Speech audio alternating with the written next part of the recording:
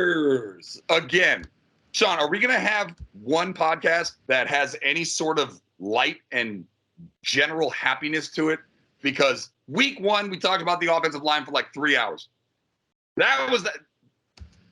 Yesterday, I'm going to collect my thoughts and relax, because if I don't, it's going to be like me on cocaine, and I've never done cocaine. So I'm going to let you go.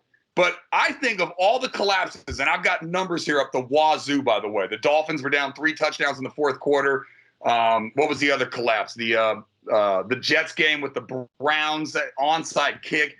But I honestly, and this is not looking through rose-colored glasses or like a prism of just me thinking about the Raiders. I think of those 3 games, which all have historical statistics attached to it. I think the Raiders' collapse was the biggest one against the Cardinals. Ranking the collapses is unimportant, but knowing that your team does this, is capable of doing this, will do this, is devastating to a fan base. Wait, go back. What do you mean? The Raiders aren't like historically chokers. Are you going back to like the Tuck game? What'd you do right there? I'm talking about this game, this team. Look.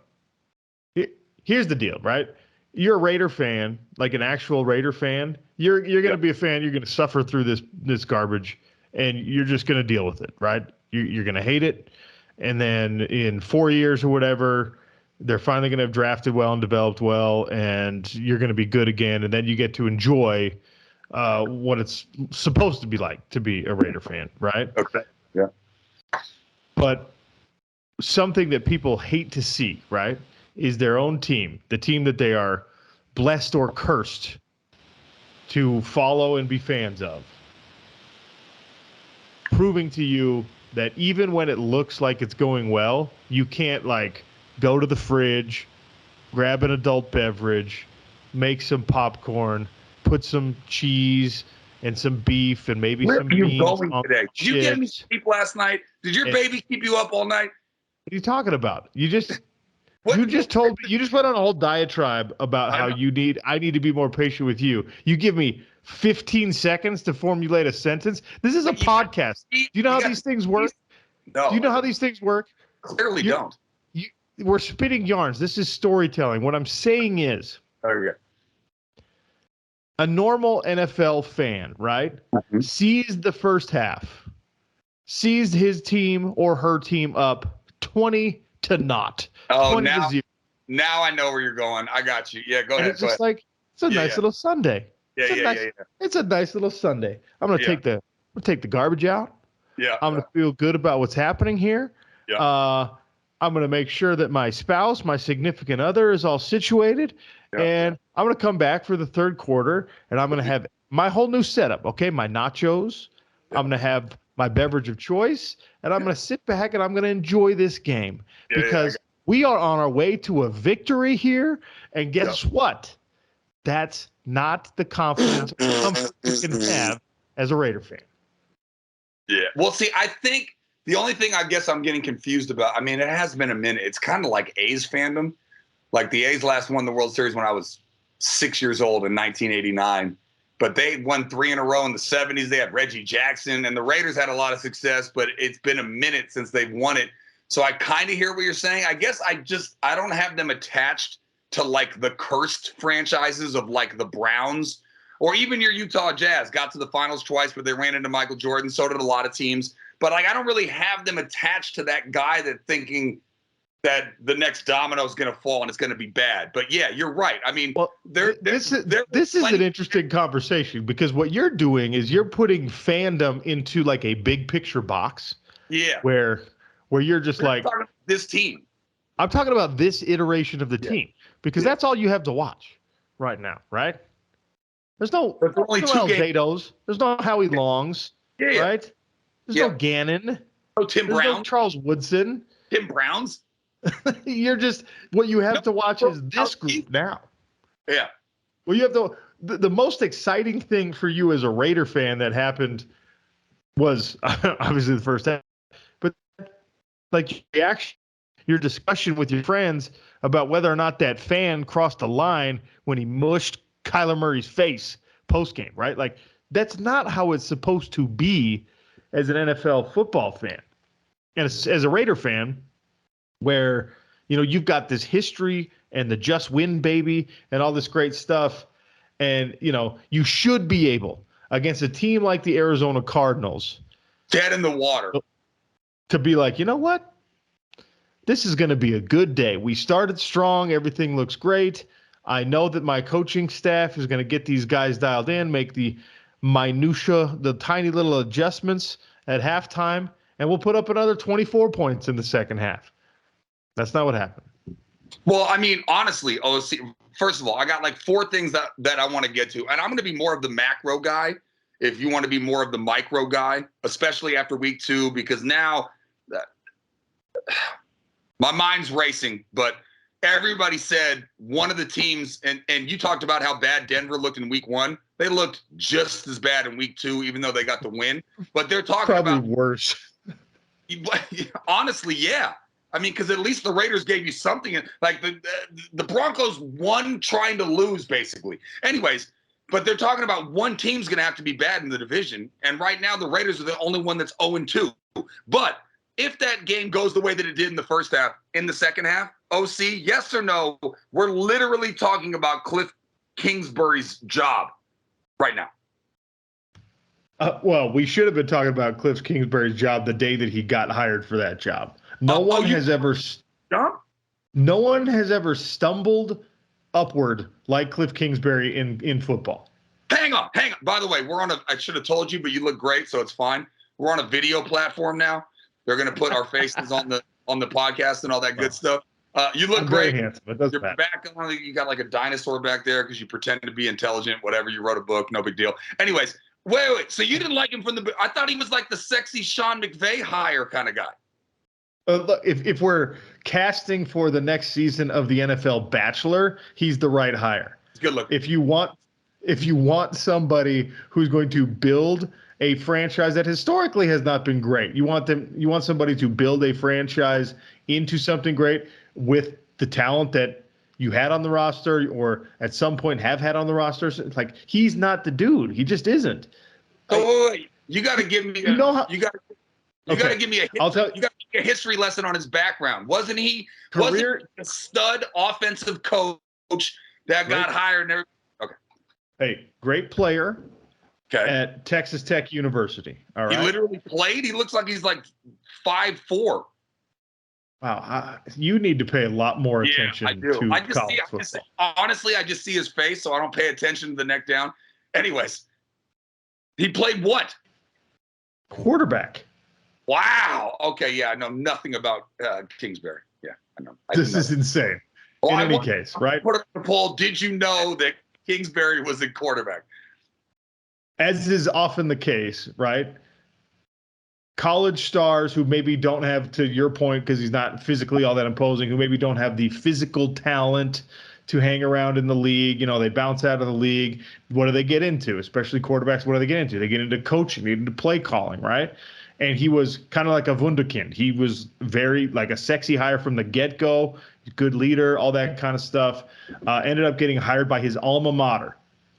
All right? Gets hired by Texas Tech. Has some good years at Texas Tech, a really great year at Texas Tech, and then gets fired by Texas Tech. As he gets fired by Texas Tech because of the air raid concepts becoming more and more popularized in college football, everybody wants someone who can scheme air raid.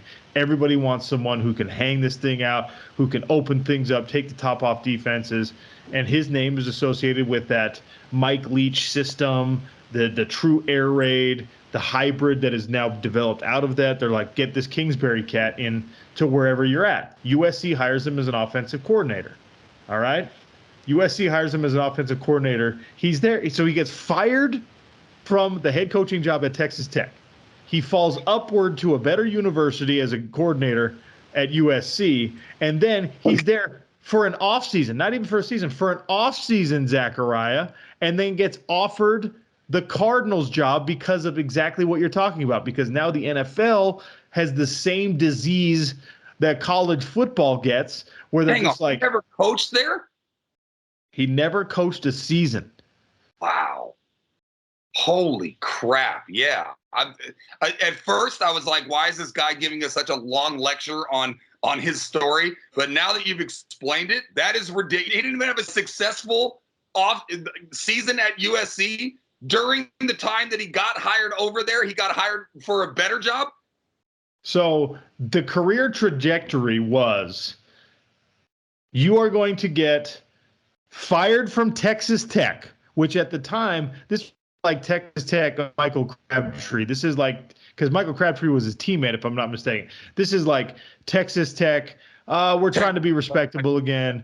Like, we had a couple good years. Like, things are going okay. We got some offensive production, can't play defense, that kind of thing, right? 2013 to 2018, he is the head coach at his alma mater. He gets fired. And as we have seen with this season, right, with Scott Frost at Nebraska, like, you get a longer leash when you're a name, you're the hometown boy, right? You get a longer leash. So he got a long enough leash.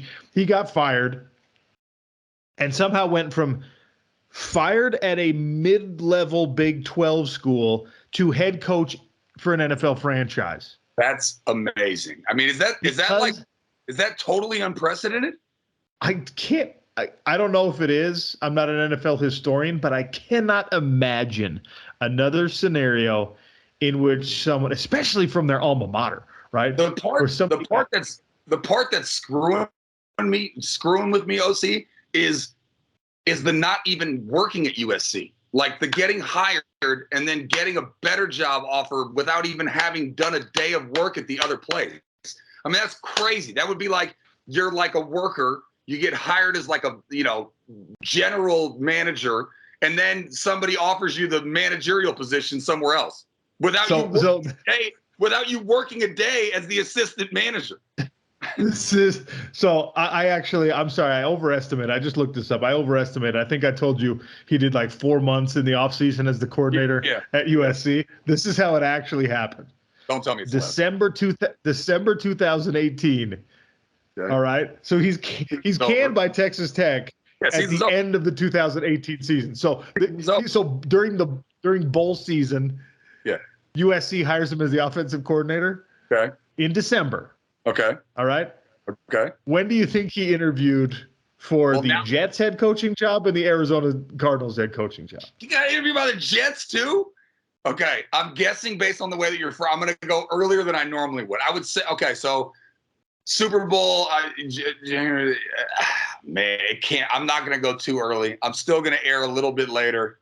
I'm going to say interviewed for the first. I didn't know he interviewed for the Jets job either. I'm going to say mid-February for the Jets job and got hired in late February for the Cardinals job. I like your style. So Lynn Swann was the athletic director at USC at the time. They had just hired this cat in like mid-December, right? Okay. And he blocked interview requests because, as you're well aware, NFL teams do things above board. Hey, can we interview your guy? Like, we don't want to be tampering. We don't want to be meddling. There's contracts involved. Can we interview your guy? Lynn Swann said no to the Jets, said no to the Cardinals. So Kingsbury, who'd been hired in mid-December, resigned his position and met with the Cardinals January 8th of 2019. Come on, bro. Seriously? I told you it was 4 months. It was 3 weeks. He was the USC offensive coordinator. Well, this is either a sign that we do a really good podcast or a bad one, because we're 17 minutes in and we basically just talked about Kingsbury the whole time. But that's an amazing. It was worth every second of it. And I think anybody that listened, again, we could put it on the poll. I bet you nobody knows any of this, because all I know him is a good-looking guy that I thought it was like an Oklahoma thing because of Kyle Murray or whatever, and I wanted to get into that because the A's drafted Kyle Murray. So if you're a Bay Area guy, I don't know a lot of those guys, but there's some A's fans out there that know that the A's spent a number 1 first-round draft pick on Kyle Murray because he might have played baseball, but then he chose not to. So that was like a double-edged sword yesterday. Not only the disgusting collapse, but the fact that the A's drafted Kyler Murray and it should be on our baseball team. Anyways, go ahead. You guys figure out. So the reason I give you that whole history, right, is because what happened is the Cardinals, great NFL franchises don't do this, right? But the Cardinals were reacting to the trends that were happening in college football and in NFL football. Right. Everyone was looking for the next Sean McVay, and they literally, the Cardinals literally went out and found like poor man's Sean McVay. They're like, well, Sean McVay's a good looking guy. Kingsbury might be even better looking. Okay, let's. They both really spread out a defense, and they attack. And you know what? Let's do that. Let's hire him, and we'll draft him a quarterback. He had Josh Rosen, if you remember. I do. He was a first-round pick, and then they're just like, no, not this one. Give us Kyler Murray instead. Believe me, I know, because he went to the Dolphins after. Anyways, go ahead. Yes. So the long and short of it is the Arizona Cardinals reacted to what other people were doing in the NFL and said, we're going to try and copy that. And they went and found a guy. They hired him, remember, in 2019, whose college offense in 2015 and 2016 had been top 5 in production. They completely ignored the fact that he had been trending down since that personnel grouping of 15 and 16 departed Texas Tech, and those same offensive those same offensive teams, those same like great offensive teams were literally in the bottom 5 of Division I football on the defensive side of the football. So what you saw from like the actual numbers for Cliff Kingsbury was that this guy is a great offensive coach. He's a play caller. He cannot actually put together what you need as an NFL franchise. And they ignored that because they were trying to catch the same lightning in a different bottle that the Rams caught, I really just the Rams caught. Nobody else caught it. Well, the Packers hired LaFleur. Oh, sure, yeah. He was and he's good looking too. He was another one of those guys. And then, I guess, the Niners, like everyone's trending younger on these coaches, and that's fine. But Kingsbury. Kingsbury came from San Francisco, which is the tree from Shanahan. And, whatever. We can talk. I don't know if we're going to do general NFL because you might leave me again like you usually do. Because we could have done like 3 hours last week, by the way. Yeah. That was my mom's first time. My mom's never been mad at you since the day that she's met you. That was the only time she was mad. She was like, "Oh my God, you guys were on a roll," and then he had to go. I was like, "Dude, you're late for." Yeah. Anyway. Yeah, which it's because we're both so long-winded and we haven't even gotten to the Raiders yet. We're talking about the origin story of Cliff Kingsbury. We're gonna have 5 minutes at the end of this thing to talk about the general NFL. We're gonna have 2.5 minutes to talk about Trey Lance and this like devastating blow to the 49ers franchise. That's either good or bad. I mean, like, because people look for content. We don't have that problem. But anyways, okay, we're going to get to the game in a second. I want to start by making this a rosy podcast by pumping you up because I hate telling you when you're right. But good God, our conversation last week about Davante Adams getting force-fed, and you compared it to Thanksgiving when you eat mashed potatoes, and you're like, I want more mashed potatoes, even though I'm full of mashed potatoes. The targets and the looks and the difference, to me, that was the difference in the game. I mean, we can talk about the breakdown and certain play calling or whatever, but Davante Adams, 3 targets? I mean, I know he's getting double teamed. 3 targets? And I know he had the touchdown, and that was part of that marathon drive to start the game, but goodness, gosh, just throw the ball. Like, literally throw it in the air. I mean, that's what Tua's doing with Tyreek Hill and Jalen Waddle. Yes. Yeah, look, you can't, with a guy like Davante Adams, you can't exist in these like fringe extremes, right? Where you give him 20 targets in one game and then the next one you facilitate his disappearance. This guy's got to be a consistent part of your offense. And I know defenses are scheming for that and defenses are ready for that, yada, yada, yada. Well, part of that scheme, right? The only reason why I'm interrupting you is because you said scheme. I was specifically going to say scheme. Part of that scheme, right? If they're triple covering Davante Adams, you can't throw in that direction. Right. And so what you do there, right, if you're a good offense and you're a good quarterback, is you get other people involved, and they got Renfro and Waller and Hollins more involved, and OC that should soften things up so that now it opens up Davante Adams just a little bit more. And Arizona did the right thing. They don't have a Waddle. Tyreek Hill has a Waddle. Like, they triple covered in Baltimore yesterday. They triple covered Tyreek Hill, but they have a Waddle. The Raiders have a Renfro, which is a nice little, pocket piece, and they have a good tight end, a beastly tight end. They don't have a Waddle. Yeah, that should be Waller, in my opinion. Waller should be the guy, because whether you're he's a large wide receiver, all right. Whether you're a tight end, there are offenses, successful offenses, in today's NFL and going back to however far you want in the NFL, whose best receiver, best pass catching option was a tight end, best offensive weapon in the passing game was a tight end. It's not like Pitts in Atlanta. Pitts is a wide receiver that is defined as a tight end. Waller's not. Waller's a tight end. I'm not saying he's your your conventional tight end that we had in like the 90s, but he's a tight end. And I'm just saying they don't have if they had a Waddle, then if they focus all their energy on Davante Adams, they would go to the guy that would be the Waddle, and they don't have a Waddle. Renfro's not a Waddle. And by the way, the fumbles, we'll talk about that later. Anyways, go ahead. In any case, you would hope that it's probably not Renfro, although I think he's great. Underappreciated, undervalued, all that stuff. But that's the role he fills. Possession receiver, guy who's great in the slot, that kind of stuff. Your point is well taken. But there are actually not a lot of NFL franchises who have two, number one option wide receivers. Nobody. I would say the Dolphins wide receiver core is the best in the league. So asking the Raiders to have a Davante Adams and a Waddle and an Amon-Ra St. Brown and a whoever. You can't have both in most cases. The drafting thing, OC, because right now the Dolphins can afford to pay Tyreek Hill. No, hang on. The Dolphins can afford to pay Tyreek Hill $35 million because they have Waddle on a rookie contract. So that's a drafting thing. They should have drafted a Waddle. And I know that's not easy to do. That's like saying, whatever, fix something immediately, snap your fingers. I'm not saying it's easy, but what I'm saying is that's what they're lacking. Because what happened, the difference between week 1, when you were talking about mashed potatoes and Thanksgiving, and week 2, where he had 3 targets and 1 catch for 8 yards or whatever the hell it was terrible numbers, was them focusing all their stuff on that. And Derek Carr, I love Waller. I think he's one of the best tight ends in the league, but the word is tight end. He's not a Waddle. He's not a second option that you have that will not allow defense to focus on one. No, you can't say that, though. You can't say because he's a tight end.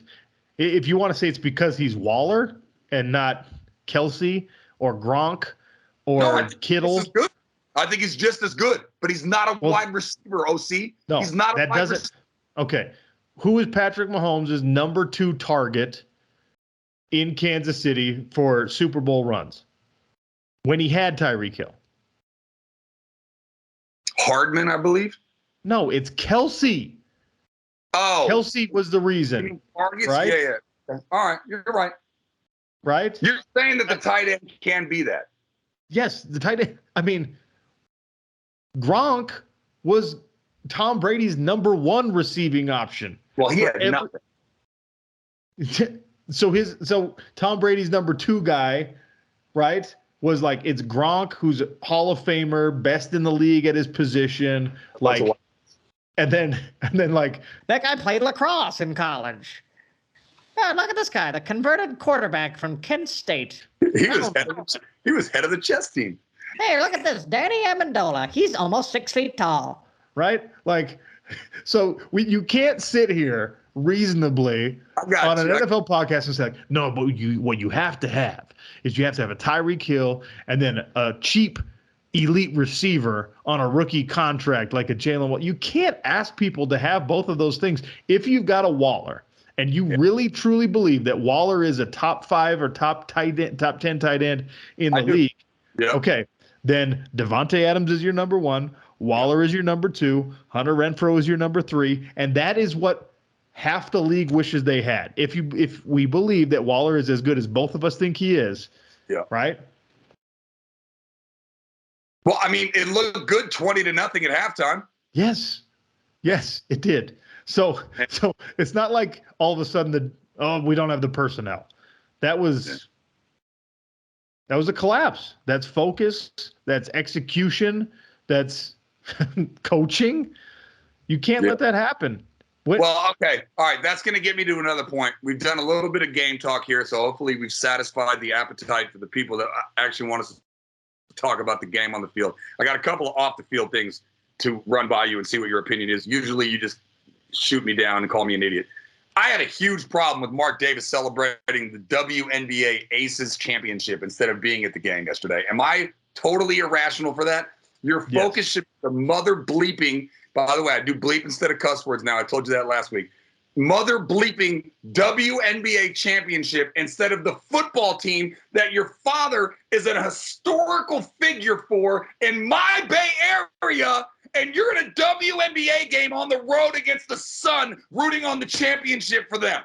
Be at the game. You're the owner, damn it. That's his problem. He looks like Jim Carrey in Dumb and Dumber with his stupid haircut. You got to be at the game. You're going to get dragged for this, and I'm going to be kind. I'm going to be kind to you, and I'm not going to drag you. I'm going to let the listeners. I'm going to let Twitter do that to you. What do you a think championship game. You're not going gender here because I have no problem with the WNBA. If it was an NBA team, I'd have a problem with it. If it was the NBA Las Vegas Aces, a championship game versus a second game of the regular season is always going to be more important. Check the ratings. Always. What are the ratings what are the ratings for an NFL game versus the ratings have nothing to do with his attendance or not. The ratings are the same whether he's hovering in a helicopter over midfield or he's sitting in his luxury box or he puts on a headset and pretends he's the head coach. The ratings are the exact same no matter whether he's there or not. It has nothing to do with his presence one way or another. I got to be honest. I'm a little disappointed because I actually thought you were going to agree with me on this. Well, and let me tell you, even though I have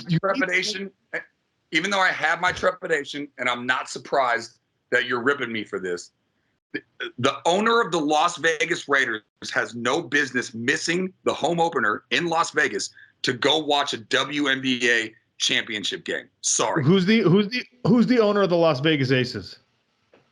Is it Mark Davis? I don't even know. It's Mark Davis. Okay. All right. So your championship team, by the way, that you actually were more instrumental in building, that this was like more of actually your personal project. His dad, right, the legend himself, his dad had nothing to do with the Aces or with hiring Becky Hammon or putting that roster together or actually investing and making like the WNBA a priority in that city. His dad had nothing to do with it. If anything, this is Mark Davis's real project, and the Raiders are just something he inherited, right? And more importantly, they are competing for a championship. Let me tell you this, Zachariah, the optics of Mark Davis, if he is not there when the Aces are cutting down nets, when they're celebrating the first ever franchise championship, if he's not there because he's at Raiders Cardinals, the reaction from the sports public and more importantly the sports media, who's going to make it very much about gender, would drag him in through the streets, burn him in effigy, and say, you don't actually care. You're not actually invested in this team. You don't care about the success of women and female athletes. He made unequivocally the correct decision in attending a championship contest as the owner of the franchise rather than going to a regular season, and not just any regular season game. It's the second of 17 regular season games. Okay, just so you know, when I planned this show out, I thought this was going to be like a 1-minute segment, and I thought you were going to be like, yeah, he's an idiot. He should have been at the Raiders game. And now it's going to turn into like a 10-minute segment because now I'm going to get really deep. And you're right. I'm probably going to get blasted on Twitter. But I'm going to put the poll out. And you know what I'm going to do? There's going to be 3 options for the answer to the poll. I'm going to say, did you know that there was a women's basketball league in Vegas? That's going to be one option. No. So it's going to be like, no, I didn't even know that. Number 2 is going to be, yes, I knew, but I couldn't name the team. That's going to be option number 2. Number 3 is going to be, did not know there was a team there, don't know the name, he should have been at the Raiders game. Those are going to be the 3 options. I promise you next week, I'm going to win. Nobody cares about the freaking Aces. Okay, but this is the point. They're trying to change that. He is trying to change that, and he has invested a ton of his own time and money into changing that, into finally treating a WNBA franchise like it is an actual viable sports product. No one else does that, Zachariah. Nobody else does it. be at your home opener. Don't blow a 20-point lead. Football is king. Nobody gives a dang about that. Anyways, doesn't matter. We're going to move on because I think you're right. Hold on. Let me ask you this. Let me ask you this. Of life. Okay. They're going to say, OC's so right. He's so sophisticated. No. He knows everything. You're the worst. You're such a jackass. Okay, so who's the NFL owner that also owns like Manchester United or whatever? There's an NFL owner who's got an English soccer club. All right. Oh, I think it's the guy in Jacksonville. I thought it was the Dolphins guy. No, Stephen Ross? I don't think so. Okay. In any case, I might be wrong. I don't know. If we were good at our jobs, soccer doesn't rate well either. Aha. Okay, so this is my point. All right. So if you own two franchises, okay, and one of those franchises is in the second game of its regular season, and the other one of those franchises is competing for a championship, and you have to make the choice, right? You know what, Zachariah? You got nieces and nephews that you love, right? I do, dearly, yes. Okay. Let's say nephew number one is playing in a championship game in tennis.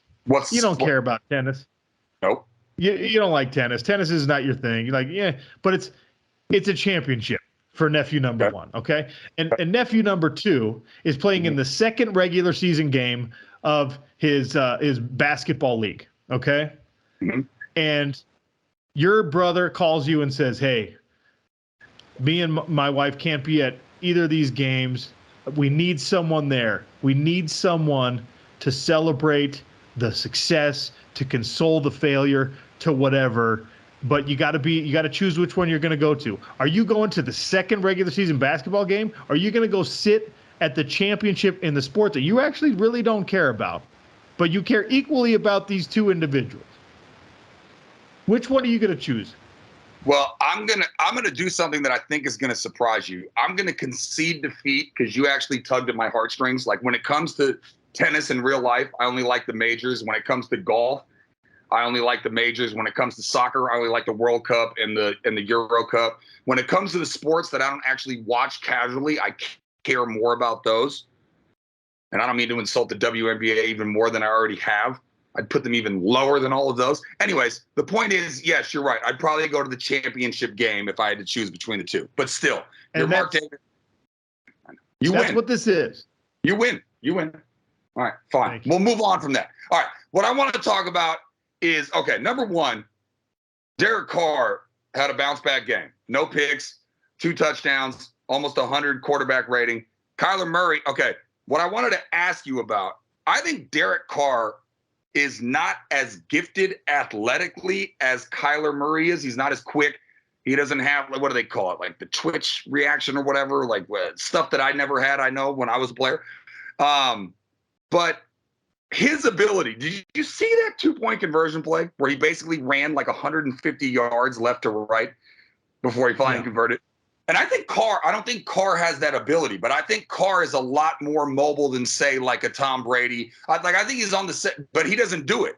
And I don't know if that's to avoid injury. Remember, he made the playoffs in like his whatever season, but he got hurt like the week before they made the playoffs. And I think he doesn't run specifically not to get hurt. But I wanted to know how much you think that factored into it. Because you look at the numbers, and Kyler was 31 of 49, 277. Carr was 25 of 39. Murray had a pick. Carr didn't. Obviously, the fumbles killed him. Renfro and OT. They could have won that game easily. But how much of the mobility? I just want to ask you about the position of the quarterback and the mobility factor and how much you factor that into the guy. Well, it's a cheat code if you can be good at both, right? If you have the ability to deliver the ball accurately on time and consistently, and then also when the play breaks down, you're athletic enough to scramble outside of the pocket, keep your eyes downfield, or, worst case scenario, you got to tuck the ball and run. Like that's the cheat code, right? That's what everyone actually wants. Now, we are coming out of an era in which the best of the best of the best, right? That Mount Rushmore of a certain era quarterbacks are all guys that are primarily big numbers passers, right? Not mobile. But the game has changed. The personnel that is being produced in college has changed enough that, like, there's actually not as many true pocket passing, that's all I can do quarterbacks that are even draftable anymore. Because if you look at the big time schools, and even not the big time schools, I mean, Josh Allen, everyone's favorite young quarterback, came out of Wyoming, right? But like, college coaches want a guy who can do both now too. There are very few college coaches like, I'm looking for the next Tom Brady. No one's looking for the next Tom Brady in recruiting and trying to develop the next Tom Brady. What they're looking for is the next Patrick Mahomes. They're looking for the next Ben Roethlisberger, who is always underappreciated with the ability to, like, avoid contact or avoid getting taken down at first glance, right? Everybody, they want the next Deshaun Watson, and that's the cheat code. If you got the ability to do both. Now, Derek Carr is probably athletic enough to get you 2 first downs a game with his legs, but you're never going to call designed runs for him. You're never going to do quarterback draws with that guy. You're never going to give him the kind of green light that all these other quarterbacks that I'm talking about have, that even Josh Allen has, right? That Andrew Luck used to have. People like Andrew Luck was a pass-first quarterback who also happened to be the size of a tight end and had elite speed, ran like 4.5, right? So that guy could extend plays with his legs. You want all of it. You want both. Derek Carr is not in that category of, like, every box is checked here. And if that's what you're looking for as a Raider fan. Let me ask you this. Do you think he runs less than he could? I think he has the capability. So, okay, there's different guys. First of all, let's go over the Super Bowl winners, right?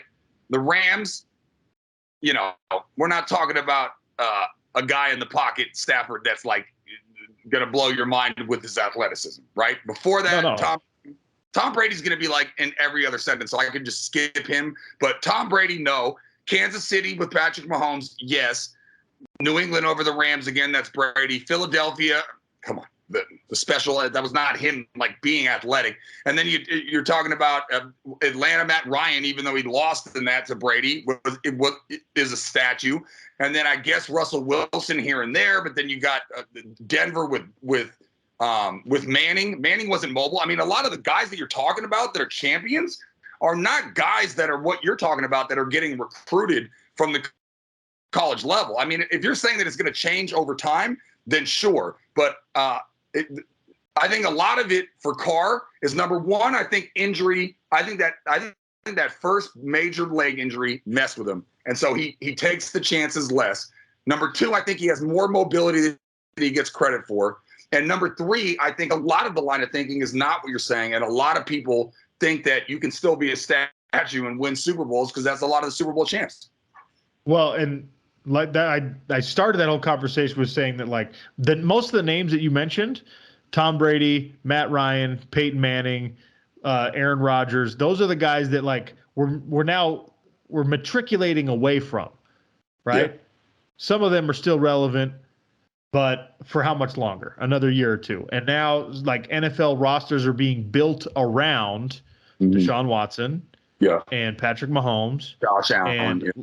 Josh Allen. And maybe Lamar Jackson. Now, look, if I'm an owner, I want Peyton Manning. I want Tom Brady. I want whatever. But that's just, it's not as obvious.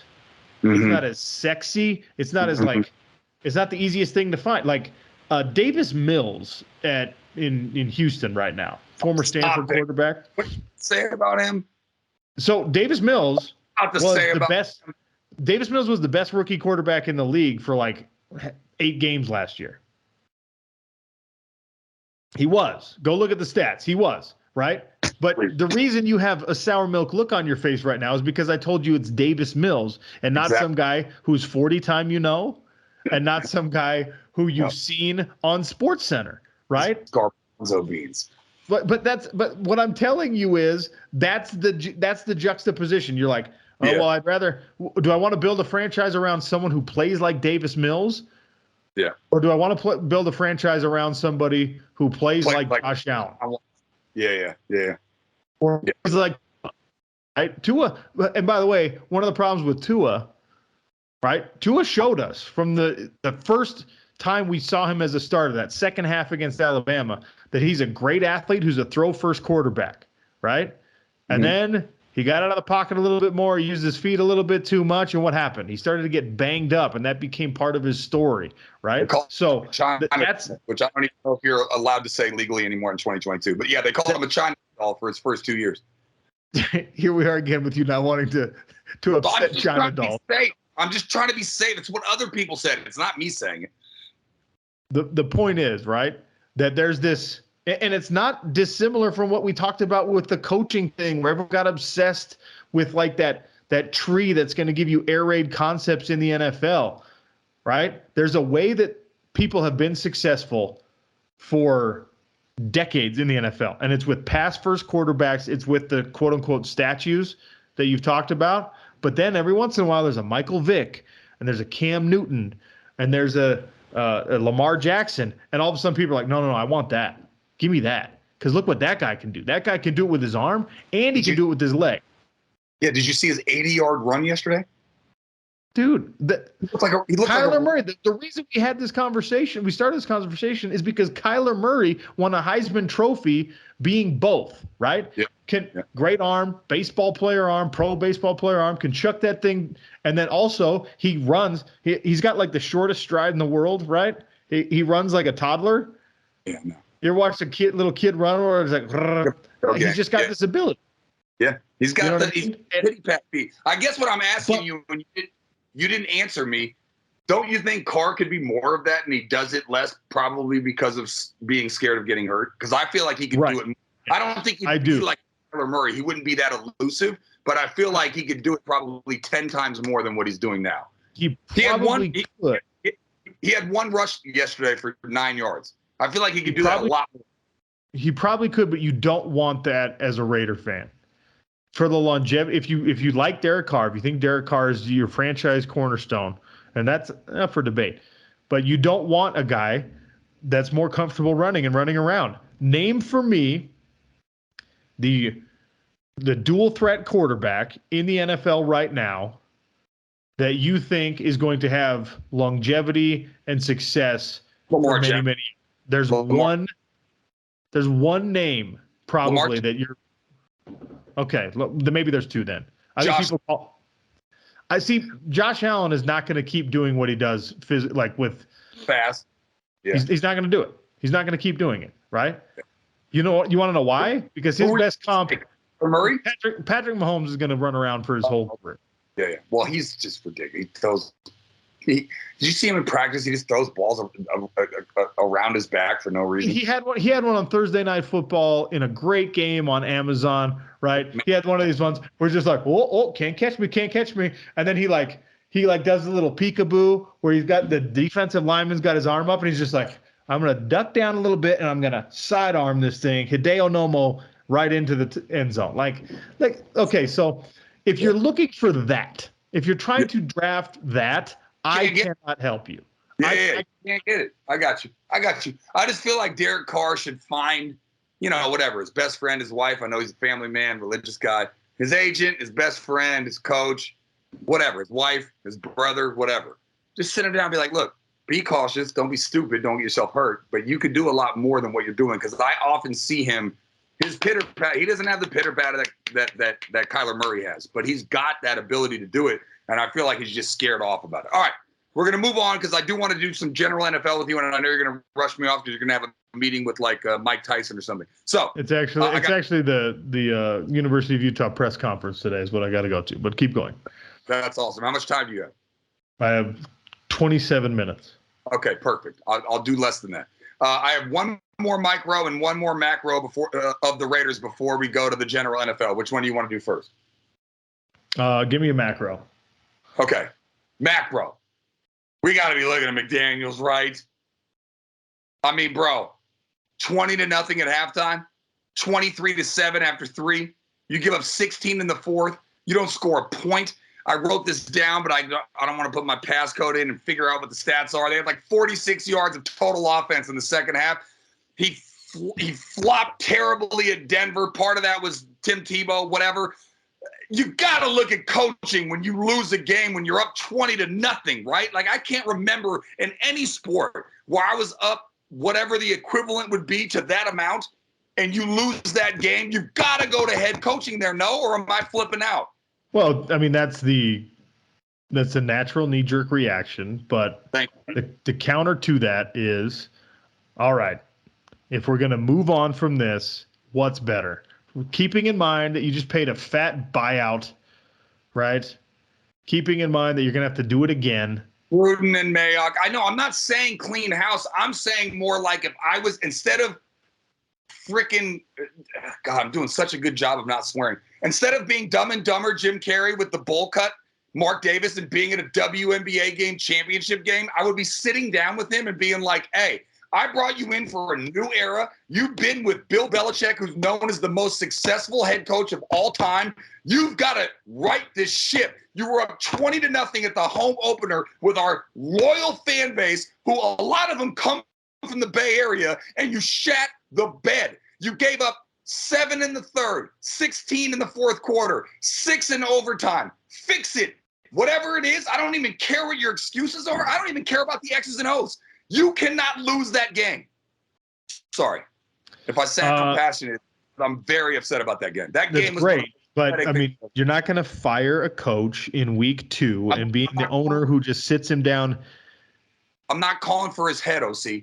I'm saying there's got to be accountability on the coaching staff because players play, but something has to be. You can't blow a game like that.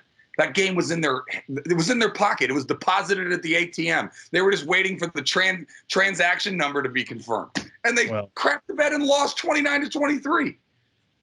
And you got a road trip to Tennessee next week. So good luck.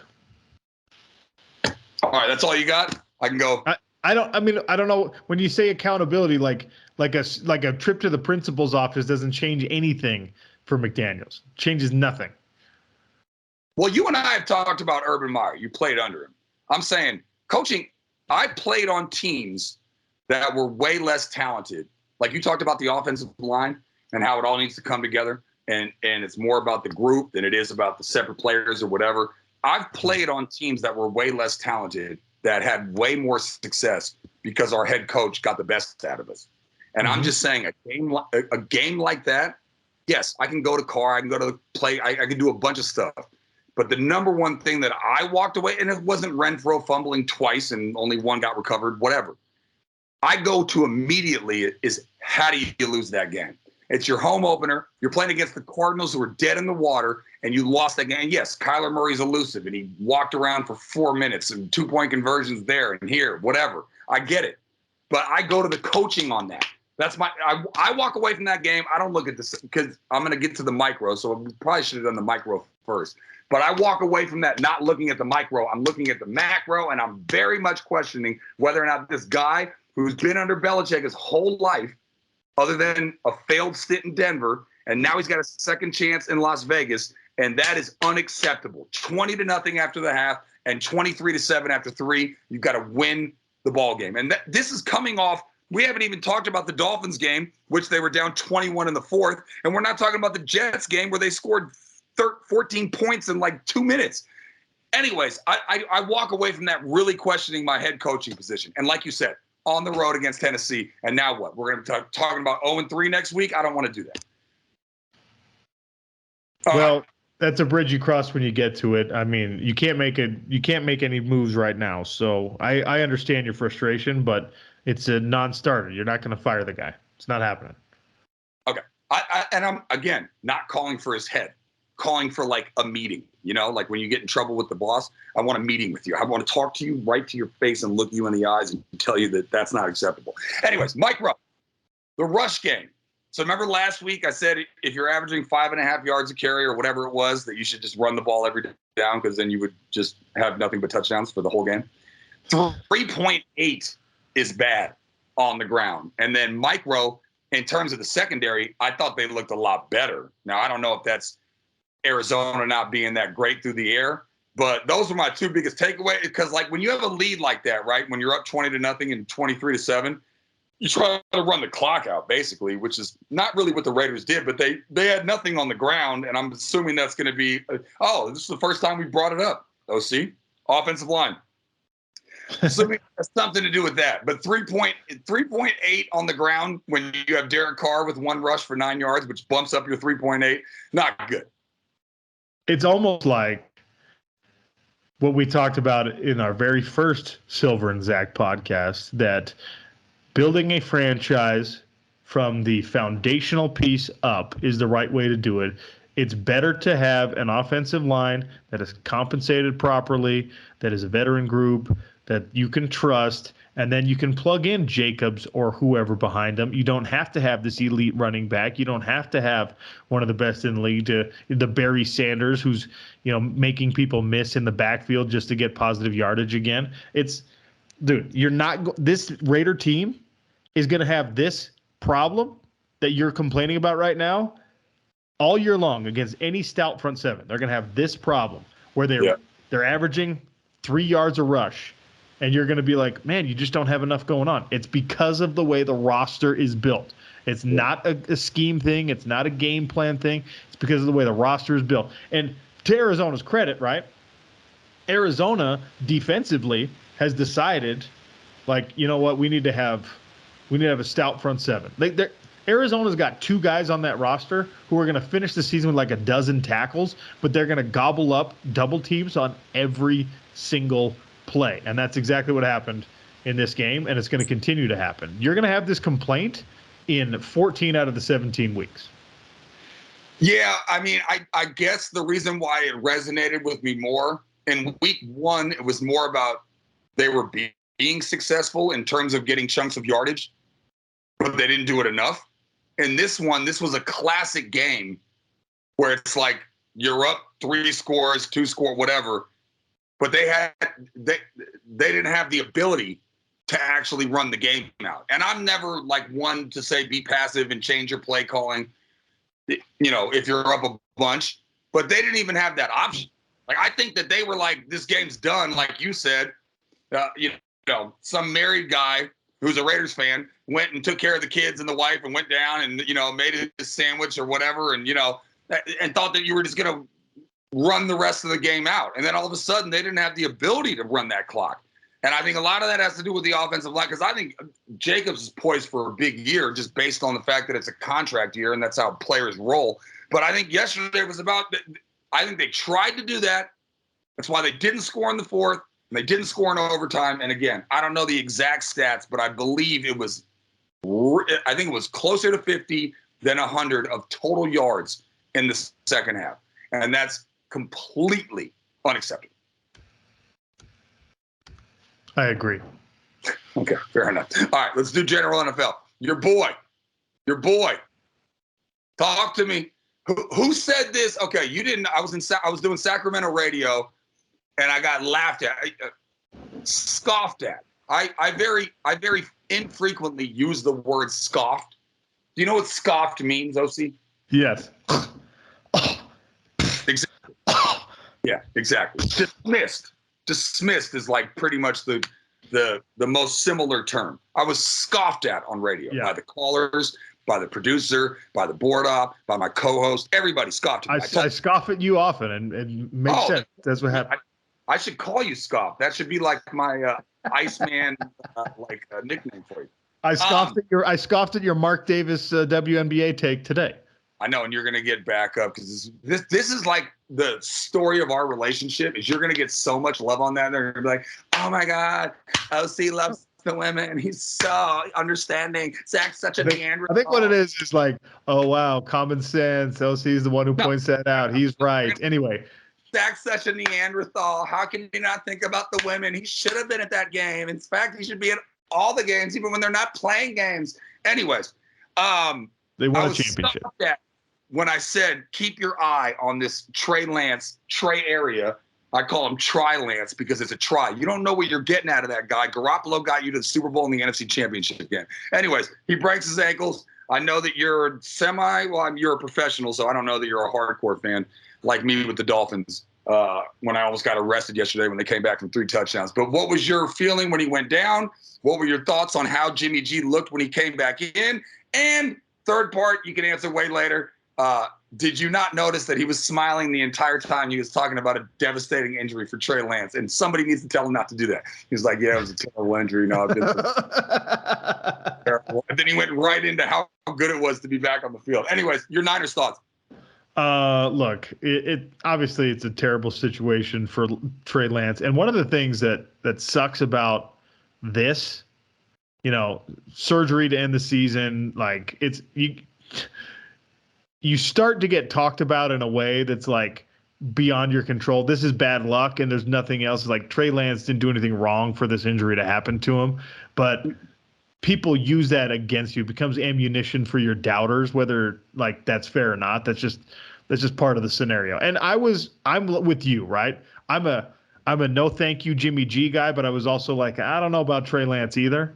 I thought it was a bit of a reach. I think he still is a bit of a reach, but I understand the direction that the franchise tried to take. And then I was like, but you're keeping Jimmy G around. And I thought that was more because of a lack of market value for him. And now it looks like you're geniuses because of it, right? You had 2 starting caliber quarterbacks on your roster. The young one who you think is your future goes down with an injury, and that future gets paused or pushed back for however long it takes for him to get ready again. And now you bring Jimmy G in on what could be like kind of a feel-good redemption story. I don't think that's how it's going to play out for the San Francisco 49ers or for Jimmy G, but he is a good quarterback. Now, when you have a good quarterback, you need an elite defense and an elite running game if you're going to win a Super Bowl. And the San Francisco 49ers, on the aforementioned trip to the Super Bowl that you're talking about and the NFC Championship game, had exactly that. Elite defense, elite running game, and Jimmy G just wasn't able to make the 2 throws necessary that would have won you a Super Bowl. And after that happened, I was like, if you can't – he's not the guy – he's not the straw that stirs this drink. He's not the engine that drove them all the way here.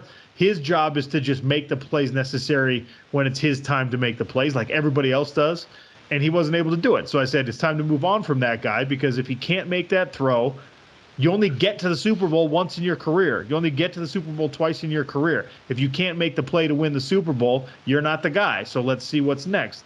I don't know if that's Trey Lance, and now we got to wait because Trey got hurt.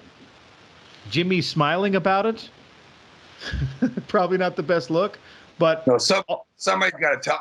I'm not kidding. And if people are watching this on video or they're just listening to the podcast, I can only show you. But he was like, "Yeah, that was really rough, really bad injury." I mean, if you can hear that I'm smiling while I'm talking, he's smiling the entire time, which is really bad. Anyways, I have a conspiracy theory. I disagree with you vehemently, and I don't want to get into it. But I think if you have a guy that can get you that close, I think there's a way more luck, and this could be a subject for a whole separate podcast. I think there's way more luck involved in you winning a championship or not, and I think it's crazy how you're defined by that one way or the other. For instance, me, a Dolphins fan and a Suns fan who likes Charles Barkley and Dan Marino, those guys were really, really good, and they just had bad luck. Steve Nash had a guy that was betting against the team, the referee or whatever. I mean, a lot of the stuff goes into that. The fact that Jimmy G can get you there, and you have no proof that Trey can. You know more about college than me. So I don't know how highly regarded he was. I know he played for a year, then he played 1 showcase game and sat out the whole year. So I don't know exactly where Trey Lance even is, but here's what I do know. Jimmy G got you to a Super Bowl, even if it was despite him and not because of him. He got you to a Super Bowl and an NFC Championship game. That's why I've been pushing the Jimmy G train for so long. Okay, yes, but what happened with Jimmy G in that Super Bowl was effectively he went to the free throw. Sanders by 4 yards. Yes, I know. He went to the free throw line and missed the free throws that would have won you the championship. So did Karl Malone and John Stockton, Utah boy. They didn't miss the free throws. That's not how they lost that championship. It's a false equivalence. Okay, just so our listeners, we're building up a fan base here, just so they know that we're not all minutia. I got stats for you, okay? Teams down by 13 points in the final 2 minutes had lost 2,229 games consecutively until the Jets did it to the Browns. The last time it happened was 2001. It was the Bears. Guess who they were playing? The Browns. Ding, ding, ding. Finn's 250-yard receivers since 1986. Waddle and Hill. That's pretty crazy. That's amazing. Down 21 points in the fourth. Another Dolphins one. First time in since 2010. Eagles. And it was on a PI Hail Mary. 400 yards and 4 touchdowns for Lamar Jackson in a loss. What happened to their defense? Like, I don't think the Dolphins are that good offensively, and that's coming from me. Let's see. What do we got? Oh, this is a great stat. 12 straight games without losing twice. The Niners are the next one after that at 5 for the Steelers. Wait, say that again.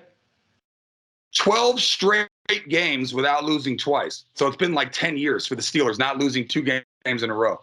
Wow. That's all Mike Tomlin. I like that. The touchdown, longest run of Jackson's career, and it also put him over 100 yards rushing. Now, this one startled me just because I thought Mike Vick had like video game numbers. It's the 11th time that he's done that.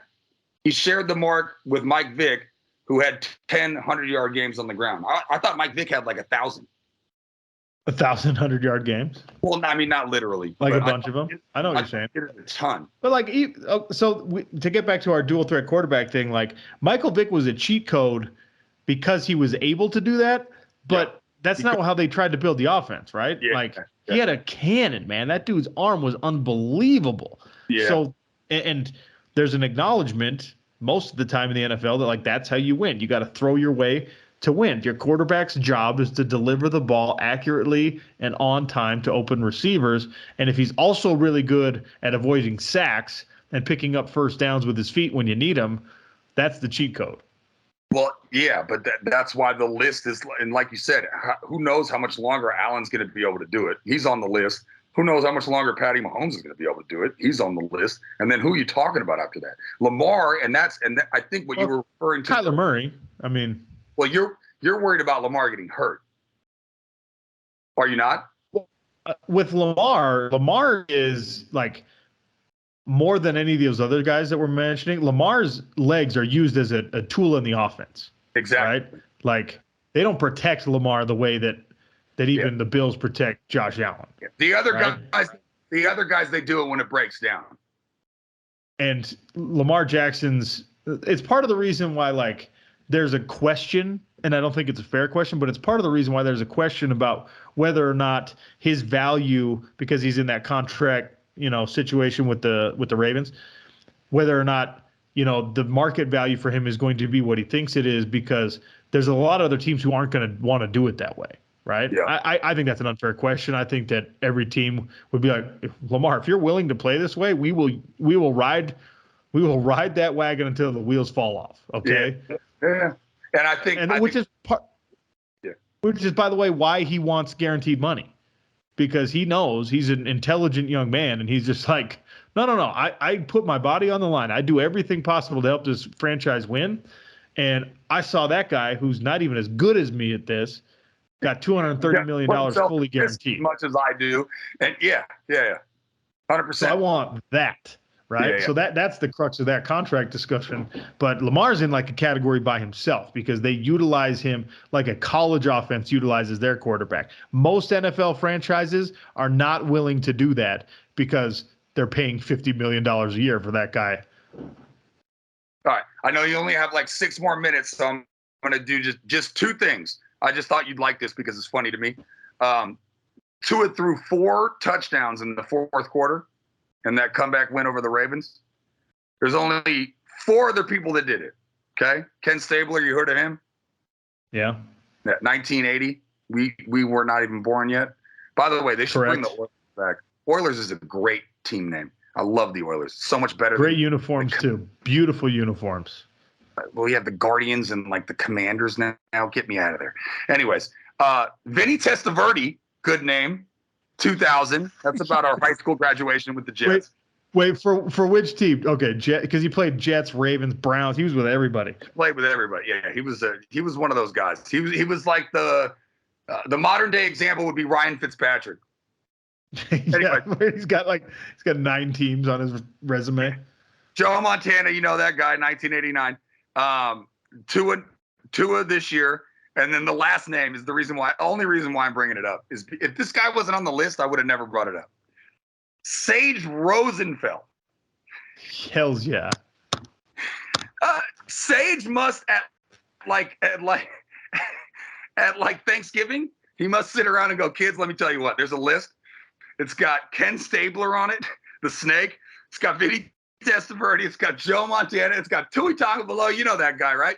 And it's me, pal. 2007, Sage did it. Anyways, last thing, just quickly here. I want to know because you played, I played junior college ball. You played actual college ball. I know you weren't great, but whatever, you still played. Plus, you were around a bunch of fighters. Is it true or is it false that 95% of athletes fighting, I'm bringing this up because of Lattimore and Mike Evans and the Bucks and the Saints and that crazy drama that went down where both of them got ejected. Is it true that 95% of their fights are either over a gambling debt or somebody sleeping with their woman? Yes or no? I have no idea what those guys are fighting about. They're in a different category than me. But gambling, I know gambling becomes a humongous problem in locker rooms. Plane or the bus, and they're just sitting there. Yeah, it becomes like that is a real source of tension. Now it's interesting because it's also a source of team chemistry, bonding, cohesion, and stuff like that. When these guys because it's like a real friendship building activity and communication building activity. But when it goes south, you get that Gilbert Arenas situation, and now people got guns and so it's probably gambling. Into your locker room. Yeah. Well, what they could do is just make the increments smaller. You don't have to bet like 5,000. You could bet $5. No. Yeah, but that's not how because there's if you're making crazy money or even really good money, a $5 bet doesn't create that endorphin rush that you're looking for, right? You got to actually care. And there's a bunch of research into the psychology of this where you get the same feeling losing money as you do winning money. It's but it's because of the stakes, it's the risk, and that's what that's the thing, the chemical reaction in your brain that people are looking for. And if you're a multimillionaire and someone's just like, I'll bet you $10, you're just like, okay, I literally wipe my ass with $10 bills. I do not care. Fair enough. All right. I didn't mean to get into a deep psychological end to our podcast, but thank you for joining me. My friend on Twitter, follow the man at Real OC Sports, and we'll be back. Silver and Black, or Silver and Zach. He's the Silver, I'm the Zach. And hopefully we're talking about a win next week. But what's the spread on that game? Can we look that up before? Can we depress our fan base just a little more by giving them the spread? Well, Tennessee's playing in the Titans have a Monday night game, right? So they're coming off a shorter turnaround. That might help you out. Okay, you're trying to be optimistic, and that's great. But what's your guess without looking? On the game? Yeah, spread without looking. Titans 4.5. Vegas minus a point. Which means you're saying the Titans. Yeah, Raiders are favored. Anyways, We'll talk about that next week. Love you, OC. Talk to you soon, buddy. All right, bye.